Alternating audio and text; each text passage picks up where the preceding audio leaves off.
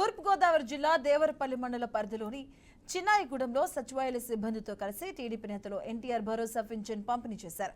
ఉదయం 6 గంటలకే చిన్నాయిగూడెం చేరుకున్న టీడీపీ నేతలు లబ్ధిదారుల ఇళ్లకు వెళ్లి పింఛన్ అందజేశారు. ఇక అంతకుముందు టీడీపీ వ్యవస్థాపకుడు ఎన్టీఆర్ విగ్రహానికి పూలమాలలు వేసి నివాళులర్పించి చంద్రబాబు ఫోటోకు పాలాభిషేకం చేశారు.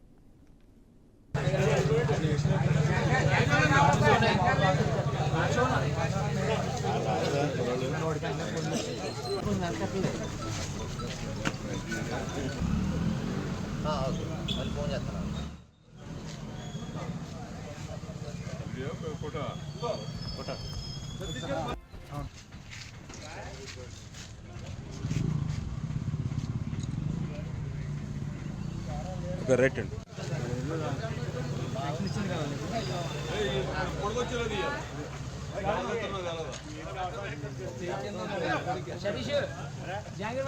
బా